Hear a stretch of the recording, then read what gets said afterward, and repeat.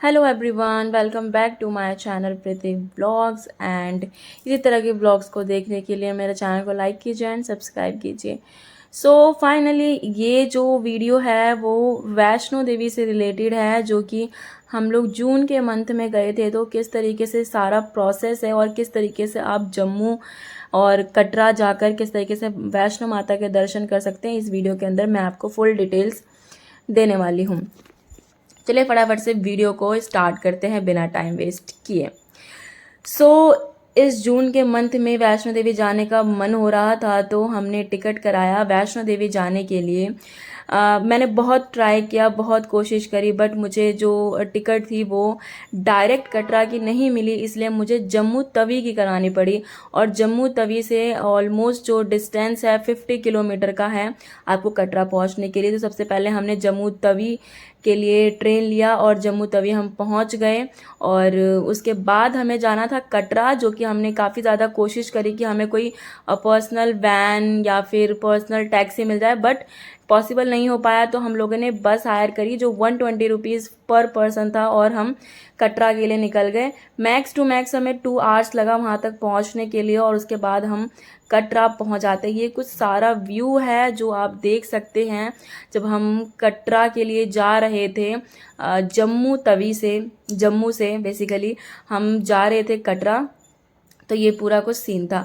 ये हमने hotel already book किया था, होटल नेक, जो कि मुझे 10,000 समथिंग का पड़ा, जो कि मुझे ऐसा लगता है कि बहुत ही ज़्यादा वर्स्ट होटल था।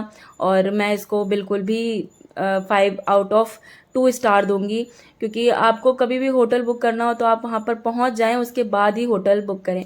ये कुछ मैं अपनी सिस्टर की बेटी के साथ कुछ मस्ती करते हुए नज़र आ रही हूँ। उसके बाद ये होटल के पास से व्यू है, होटल से ही व्यू दिख रहा था ये प्रॉपर, क्योंकि जो हमारा होटल था वो काफ़ी पास में ही था। कटरा जो वैष्णो माता का जो मंदिर है उससे पास में ही था, नॉट वैष्णो माता मंदिर के, बट कटरा में ही था, बट वहाँ से कुछ हमें डिस्टेंस कम पड़ गया था। ये कुछ व्यू था जो हमने होटल से लिया था, जो काफ़ी ब्यूटीफुल लग रहा था। और मैं बहुत ज़्यादा एक्साइटेड थी कि मुझे वहाँ तक जाना है, क्योंकि मैं ऑलमोस्ट 8 या 9 आवर्स से ट्राई कर रही थी वैष्णो देवी जाने के लिए। तो मेरे लिए बहुत ज़्यादा एक्साइटेड मोमेंट था ये। सबसे पहले वहाँ पे पहुँच के हमें रजिस्ट्रेशन कराना पड़ता है, और मैंने रजिस्ट्रेशन जाके वहाँ पे करवा लिया था हम सब ने। और रजिस्ट्रेशन कराने के लिए आप सबको काउंटर पे जाके खड़ा होना पड़ता है, सिंगल ही वो पर्सन को देखकर आपका रजिस्ट्रेशन करते हैं। और रजिस्ट्रेशन करने के बाद आपको एक एक ID कार्ड देते हैं, जैसे कि आप देख रहे होंगे वीडियो के अंदर सबके गले में एक ID कार्ड है। हमने फिर यात्रा स्टार्ट कर दी, और यात्रा स्टार्ट करने के लिए हम पहले फ्रिस्किंग पॉइंट पर गए। फ्रिस्किंग पॉइंट से हमने एंट्री ली मंदिर के अंदर और वहाँ से चढ़ाई करना शुरू कर दिया।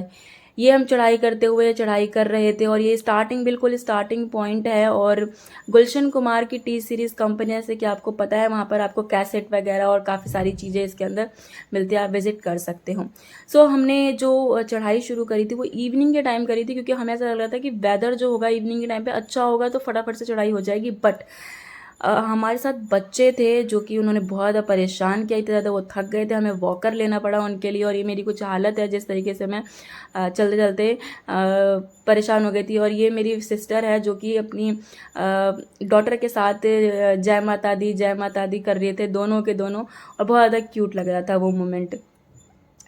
और ये चढ़ाई कर रहे थे हम लोग। और उसके बाद एक तो यहाँ पर जून का जो मंथ होता है काफ़ी ज़्यादा यहाँ पर रश था। और मैं पर्सनली आपको सजेस्ट करूँगी कि आप जून के मंथ में अवॉइड करें, क्योंकि बहुत ज़्यादा रश, आपको पैर रखने तक की भी जगह नहीं मिलेगी। फाइनली हम 12 घंटे के बाद माता के दर्शन के लिए पहुँच जाते हैं, जिसमें कि हम ऑलरेडी लेट हो जाते हैं। 6 बजे हम वहाँ पे पहुँचते हैं, हमें 2 घंटा खड़ा होना पड़ता है और उसके बाद दर्शन होते हैं। ये हम होटल वापस आ चुके हैं थके हुए, और हम फाइनली अब अपने घर